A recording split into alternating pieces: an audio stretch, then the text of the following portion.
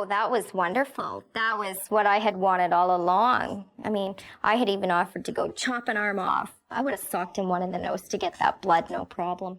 That savage woman is Candice Fonagy. She claimed to be raped by a doctor, forcing him to take a DNA test.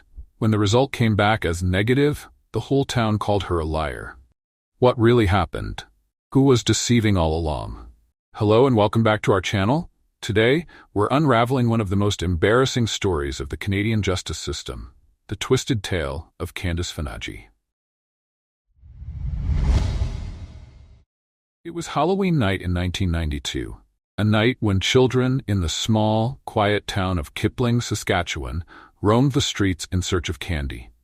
But while the rest of the town was wrapped in the spooky fun of Halloween, 23-year-old Candice Fonagy was living through her own personal nightmare, the one that had nothing to do with ghosts or goblins. What started as a heated argument with her boyfriend Danny quickly spiraled out of control. Candice was working her usual shift at a gas station when her boyfriend Danny stormed in. The tension between them erupted into a fierce argument. This time, Danny had crossed a line that shattered Candice's patience. To her utter shock and dismay, he had asked another girl out to dinner. It was the final betrayal, and Candice had enough of his deceit. Blinded by rage, she lashed out, kicking Danny's truck with such force that she left a dent in it. Danny drove off, leaving Candice simmering with anger. Unable to contain her fury, she abandoned her post at work and drove to Kipling Memorial Union Hospital to seek comfort from a friend. But when Candice arrived at the hospital, her friend was nowhere to be found. Her frustration and anger were about to explode. A nurse suggested Candice speak with a doctor on duty. That doctor was John Schneeberger, the town's trusted physician, who would soon become an unexpected player in this story. John Schneeberger was born on January 1, 1961, in Zambia, from a family that highly valued education. From an early age, his intellectual abilities set him apart, earning him a seat at the prestigious Kearsney College in South Africa.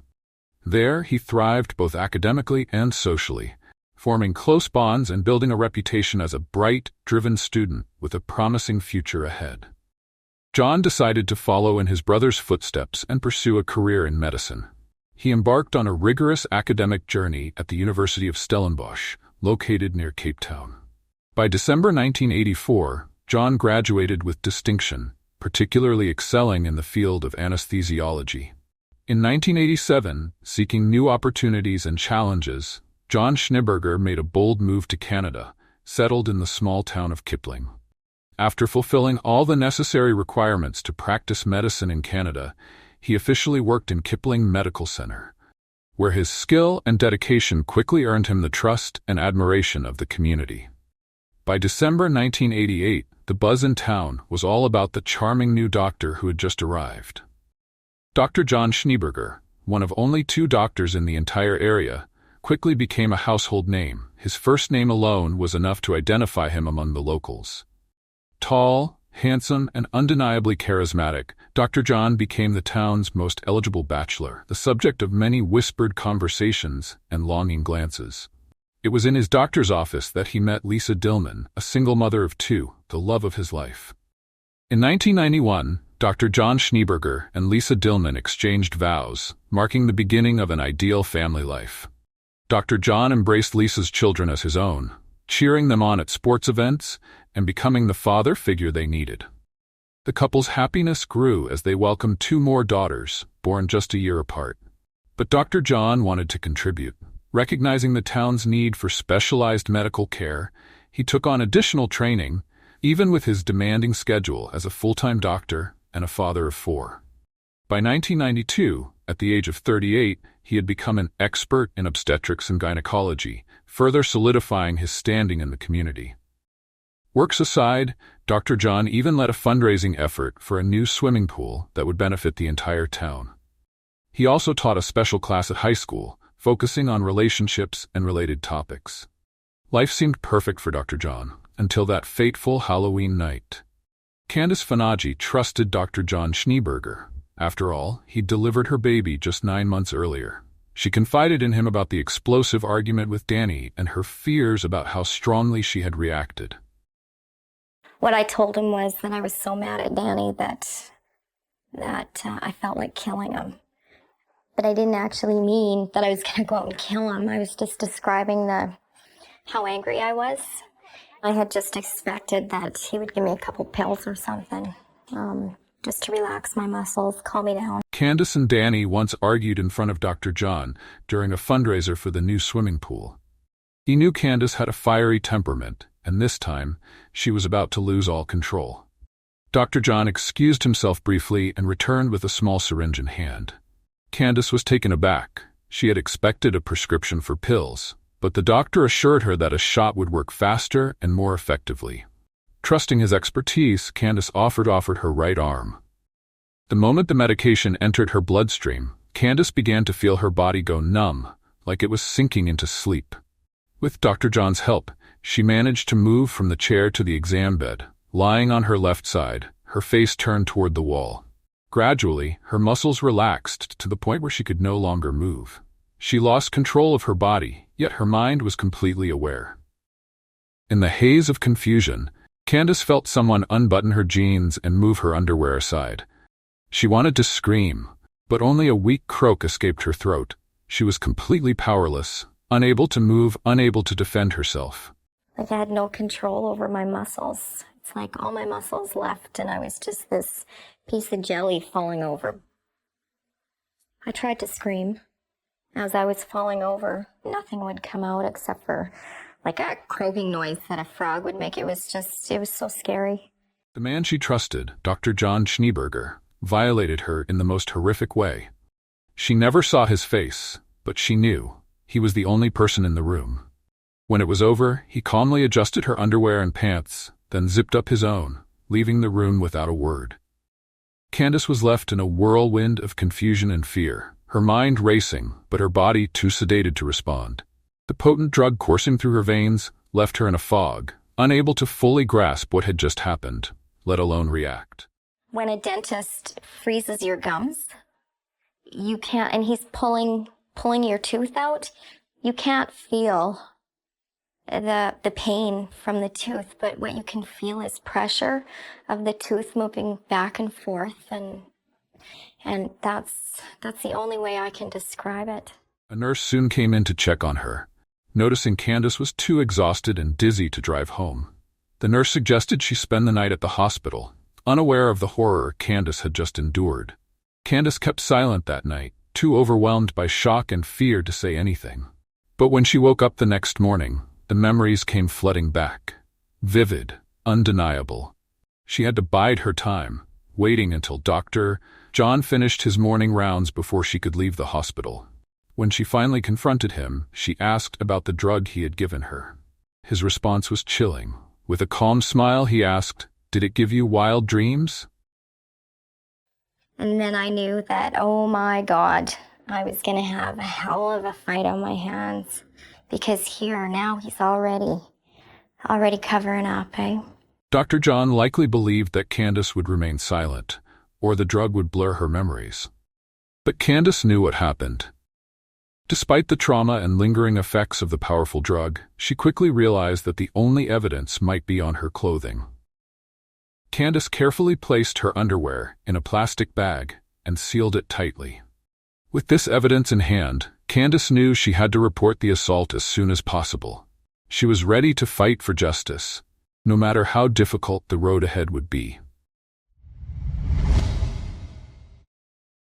Candice has grown up in the small town of Kipling, where farm animals outnumber people.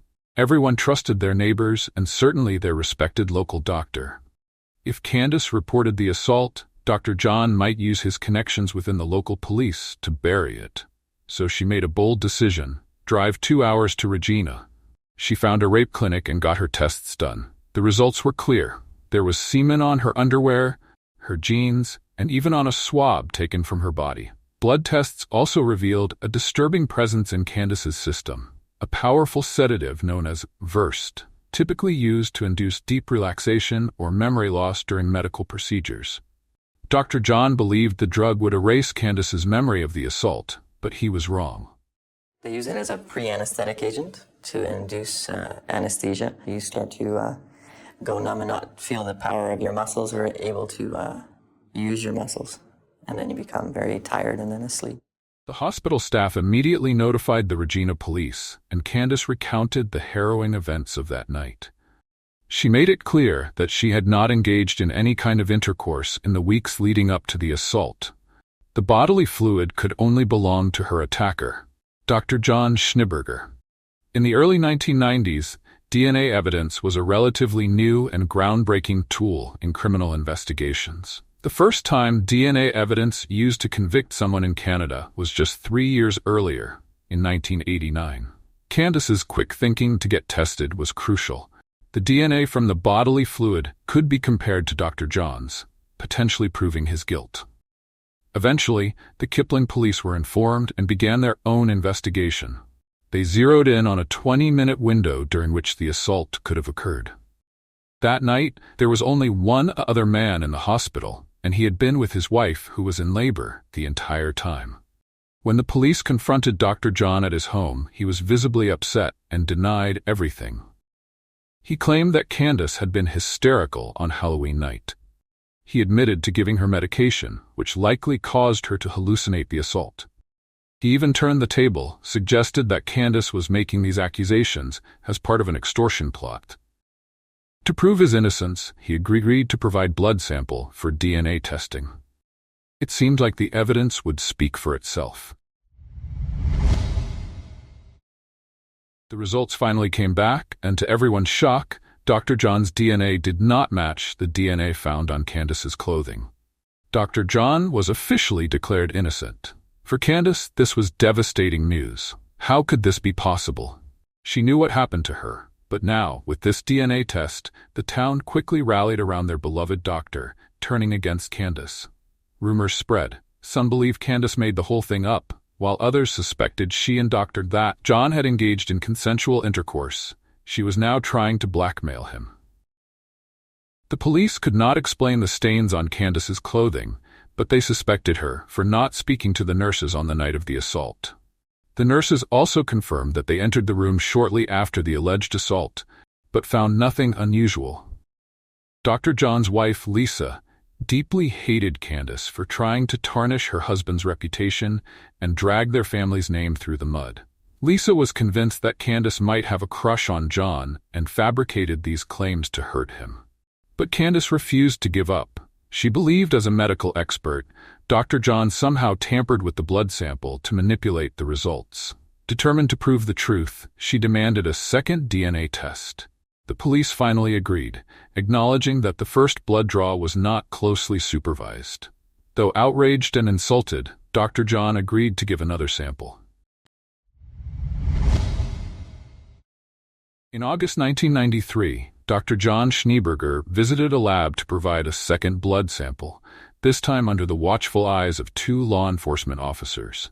As the lab technician prepared to draw blood, Dr. John took control, grabbing the needle and completing the procedure himself. The RCMP officer nearby watched intently as Dr. John filled 1 vial with blood, then decided to fill a second to be thorough. When the officer noticed bruising on Dr. John's upper arm, he explained that a previous blood draw injured a tendon, causing the bruising. The officer accepted his plausible explanation. Then, the blood samples were taken for testing. 6 more grueling months passed. Candice endured cold stares and whispers from the people of Kipling. Despite the mounting hostility, she clung to her belief that justice would prevail and the test results would finally expose the truth. But when the results came in, her hopes were shattered. It was not a match. And I was in shock again. And I said, no, that's impossible. That's impossible. How can this be? Dr. Schneeberger maintained his innocence throughout the ordeal. He claimed that Candice imagined the entire incident under the influence of the drug Versed. But as one investigator pointed out, Versed can account for hallucinations, but it can't produce semen. Despite this, the police had no choice but to close the investigation. Candice was officially abandoned by the justice system. Just a week after the second DNA test results, Dr. John Schneeberger was granted Canadian citizenship, while still maintaining residency rights in South Africa. With 2 DNA tests clearing him of any wrongdoing, the case was closed. The whole town believed he was framed. His wife, Lisa, was particularly outspoken, accusing Candice of fabricating the story for financial gain. It became a battle of a single young mother against a respected physician's family. Alienated in her own hometown, Candice knew she could no longer stay. She packed up her life and moved to Regina. But despite the odds stacked against her, she refused to give up. She knew, deep down, that Dr. John was guilty, and she feared that if he got away with this, he could harm someone else. Candice's next move was even bolder. She hired a private investigator, Larry O'Brien, a retired member of the Royal Canadian Mounted Police. O'Brien shared Candice's belief that something was wrong with Dr. John's DNA tests, and together they found a way to prove it. O'Brien followed Dr. John, carefully watching his every move. He needed to get another DNA sample, and this time he would do it on his own terms. He asked an assistant to disguise as a representative from a local radio station and visit Dr. John's home. The assistant made up a fake contest and asked Dr. John to seal his entry in an envelope. However, the plan fell apart. O'Brien later revealed that the envelope somehow became contaminated. The DNA sample was unusable. Despite being carefully selected from a brand new box, something had gone wrong, and their hopes were dashed. In a small town like Kipling, secrets were hard to keep. Word of Candice's efforts quickly spread, thanks in part to the Dr. John's cleaning lady. She informed Dr. John's wife, Lisa, that Candice had hired a private investigator. Lisa was furious and decided to seek revenge. She persuaded the Kipling Medical Center to boycott Candice's family. This was a serious blow in a town with only 2 doctors. If anyone in Candice's family fell ill, they had to seek medical care outside of Kipling. Despite mounting challenges, Candice was not ready to give up, not when the truth was so close. On Saturday, March 23, 1996, Larry O'Brien followed Dr. John's car, recognizing the vehicle immediately by its personalized license plate that began with his last name, Schnee. As fate would have it, Dr. John left his car unlocked, and O'Brien seized the opportunity. His eyes quickly landed on a few strands of hair clinging to the driver's seat. He also spotted a used chapstick in the ashtray. Knowing that this could provide a fresh sample of DNA, O'Brien carefully sealed in a forensic bag. Candice immediately borrowed money from her parents to pay for an independent lab. The hair strands, unfortunately, lacked roots and couldn't be tested, but the chapstick held a critical clue: traces of saliva.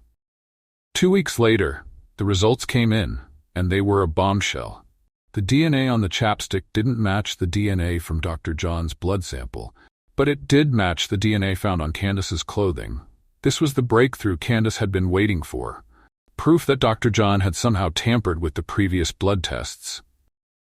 Despite this victory, there was still a major obstacle. Since the chapstick had been obtained without Dr. John's consent, it couldn't be used as evidence in court. But now, with the police fully convinced of Dr. John's guilt, they only needed a legal way to prove it.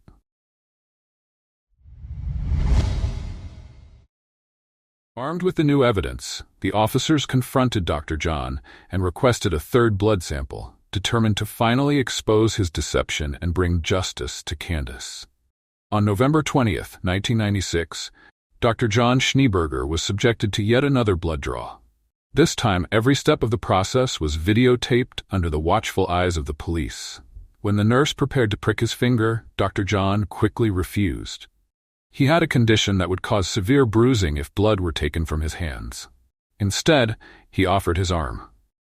As the nurse began drawing blood from Dr. John's left arm, something unusual happened. The nurse noticed that his vein was larger than normal, resulting in several failed attempts to draw his blood. When she finally extracted a sample, she could not believe in her own eyes. The sample was dark brown, like it was not fresh blood.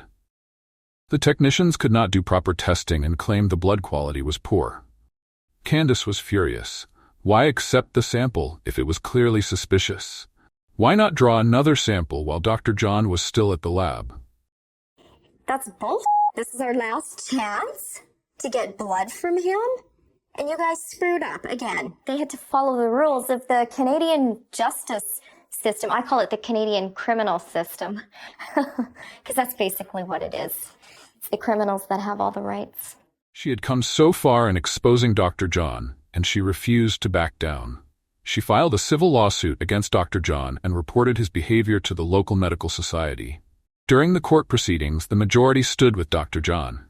Lisa angrily defended her husband against baseless accusations. In a local TV interview, she even used harsh and hurtful words to describe Candice.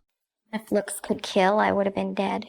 Lisa was sitting across the table from me, and she just sat there with her arms crossed, just glaring at me like, "You little bitch, you are ruining our lives."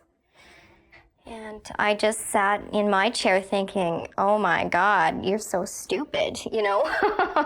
You are so stupid, and if you don't watch it, it's going to happen to your kids too. On April 25, 1997, Lisa Schneeberger uncovered a shocking and devastating truth within her own home.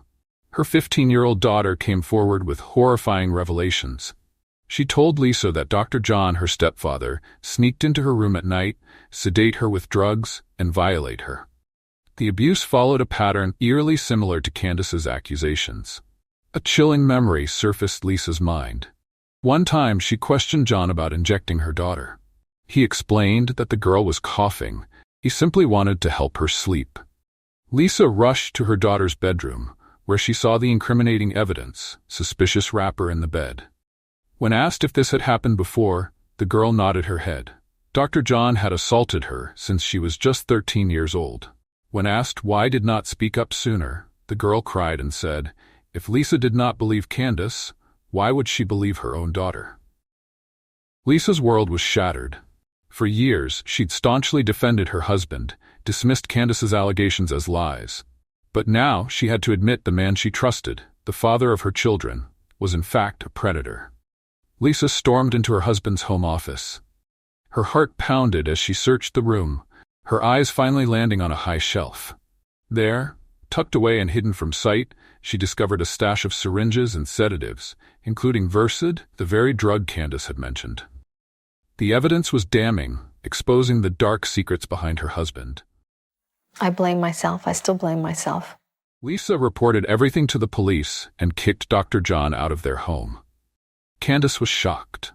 For years, she was haunted by the fear that Dr. John might harm someone else. Knowing that Dr. John had preyed on his own stepdaughter was both vindicating and heart-wrenching. With Lisa and her daughter's testimonies, the police now had a strong case against Dr. John. His manipulation, deception, and cruelty had been exposed, and he was about to face the full weight of justice. With the stepdaughter's brave confession and Lisa's cooperation, the police could secure a court order for the final DNA test. This time, there would be no tricks. The authorities, now fully aware of Dr. John's ability to manipulate the system, ensured that the test would be conducted under stringent supervision. I also advise you that we have a warrant to obtain bodily substances. On November 20th, 1997, a new set of DNA samples was collected, including blood from his finger, hair, and saliva. There was no way for him to tamper with this test. The results were conclusive. Dr. John's DNA was a perfect match with the DNA found on Candice's rape kit and the saliva on the chapstick. Dr. John Schneeberger was finally arrested and charged with the sexual assault of both Candice Fonagy and his stepdaughter. The town of Kipling was shaken to its core. The once respected doctor had been exposed as a predator who had abused his position of trust for years. For Candice, the news was bittersweet. She had fought tirelessly for years, endured humiliation and isolation, and had been dismissed by almost everyone in her town. Now at last the truth was out, but the cost had been high, not just for her, but for Dr. John's own family. Desperate, Dr. John tried to convince Lisa of his innocence, begged her to stand by his side. But Lisa chose to believe her daughter and turned her back on John's manipulative efforts. In 1999, the trial of Dr. John Schneeberger began, a spectacle that gripped the community. Despite mounting evidence, Dr. John maintained his innocence. He spun a wild story, claiming that Candice broke into his home, searched through the trash in his basement, took used condoms, and used that fluid to blackmail him. All for money. The judge lost his patience, ordered Dr. John to explain how he tampered with DNA evidence. What followed was truly shocking. In 1992, Dr. John devised a sophisticated plan to evade justice. He surgically implanted a 15-centimeter Penrose drain, filled with another man's blood, into his arm, positioning it alongside his actual vein. To keep the blood inside the tube fluid and usable, he added anticoagulants. When taking DNA tests, he carefully orchestrated the situation so that the technician unknowingly drew blood from the tube rather than from his own vein. After the test, Dr. John removed the tube, only to repeat the process 9 months later during the second round of testing. In April 1996, knowing that Candice hired a private investigator, he once again inserted the tube. This deception explained why the blood seemed old. It was, in fact, up to 7 months old. Investigators had to review the video recording of the testing procedure to understand how Dr. John manipulated the situation. He consistently offered his left arm, rolling up his sleeve just above the elbow, concealing the scar where he cut himself to insert the tube. In a brief moment, the camera caught a glimpse of raised skin shaped like a tube, a subtle but crucial detail that had gone unnoticed until then. As the truth began to unravel, Dr. John admitted using his male patient's blood as a strong action to defend himself. These strong actions were, in fact, calculated manipulations of evidence. As the trial reached its crescendo, Candice stepped into the spotlight as the key witness. After years of fighting to be heard, her voice finally commanded the respect and attention it deserved. The defense attempted to portray her as a money seeker and a liar. But Candice stood firm, refused to let them rewrite her story. I was a bulldog on the stand. I kicked his lawyer's ass. And he's supposed to be the best lawyer in southern Saskatchewan, best defense lawyer. Wow. I showed him who was boss. The defense argued that Candice's memory of the assault was unreliable due to the sedative. But Candice simply offered Dr. John's lawyer a chance to experience Versed.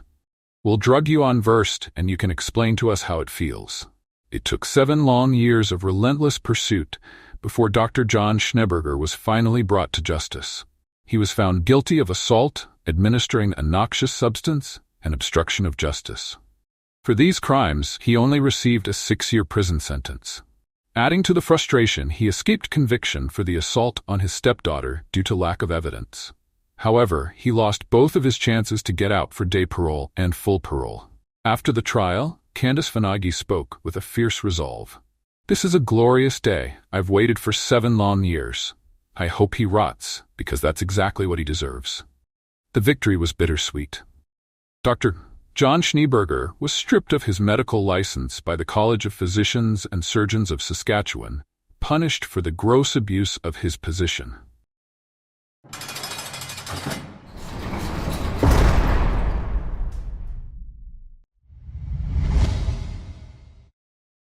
Even though Dr. John Schneeberger was behind bars, the fallout from his crimes continued to haunt those he had hurt, particularly Candice Fonagy and his stepdaughter. The psychological trauma they endured would take years to heal, but they weren't the only ones affected. His wife, Lisa, and the entire town of Kipling were left to pick up the pieces of the devastating truth. After John's conviction, Lisa filed for divorce and worked tirelessly to rebuild her life. She had to sell the family car to keep up with the mortgage, but eventually she secured a job with the Diabetes Association in Red Deer, Alberta. Meanwhile, John tried to exert control, demanded his parental rights. Lisa was forced to bring their daughters to visit him in prison every last Sunday of the month and called him every Monday. It was so traumatic that a social worker intervened, ending all visits, citing it was too distressing for the children. Even Dr. John conceded that these meetings were not suitable and agreed that Lisa no longer needed to bring the girls. Fearing what might happen when he was released after just 6 years, Lisa took decisive action. She informed immigration authorities that Dr. John had lied about his citizenship application. He did not disclose that he was under investigation for sexual assault. Canada revoked his citizenship.